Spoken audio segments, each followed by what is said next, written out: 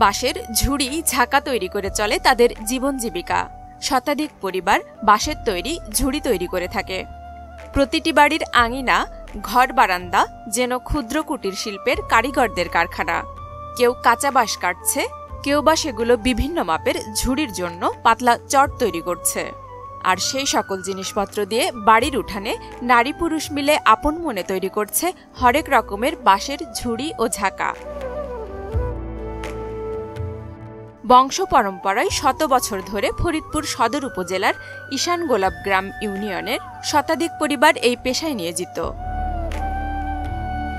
কৃষি ও গৃহস্থলী কাজসহ পণ্য পরিবহন, মাটি কাটা ও ইটভাটার কাজে ব্যবহৃত বাঁশের ঝুড়ি সহ নানা প্রয়োজনের ছোট বড় ঝুড়ির চাহিদা অনেক। কিছুটা চিকন ও নরম জাতীয় বাঁশ, স্থানীয় ভাষায় তল্লা বাঁশ দিয়ে এগুলো তৈরি করা হয়। বাঁশের দাম বেড়ে যাওয়ায় লাভ কমে গেছে বলেন কারিগররা। সারাদিনে একজন মানুষ কাজ করলে 5টা জায়গা বানাইতে যায়। 5টা মনে করেন 1000 টাকা দাম। দেখা গেল একটা বাঁশ কিনি 150 টাকা দিয়ে। একটা বাঁশে আপনার 2টা জায়গা হয়। 2টা জায়গা 400 টাকা। ওর ভিতরে পরিহিতের মাইনা আছে। একটা পরিহিতের মাইনা করতে দিন গেলে 700-800 টাকা। সেটা তো আমরা পাই না। আমাদের পরিহিতের মাইনা পরে হয়তো 120 থেকে 30 টাকা হিসেব করলে, এর বেশি পড়ে না। এখন আমাদের এই কাজ কুটির শিল্পের কাজ করি, জন্ম থেকে বাপরা দাদারা করে আইছে, আমরা করি।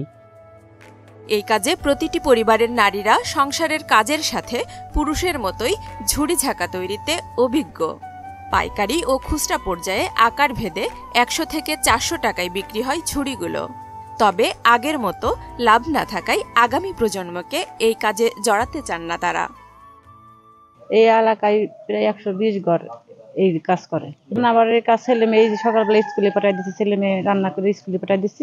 এখন এই যে আমরা এই কাজ করব, দুপুর টাইমে গোসল করলে ছেলে মেয়ে আবার আসলে আবার প্রায় রাত 12টা-1টা পর্যন্ত আমরা এই কাজই করি। এখানে তার ভিতরে বহুত কষ্ট। আমরা যা করি আমাদের বাচ্চাদের কি আমরা সেসব শিখাবো না, আমরা অন্য ব্যবস্থা করব।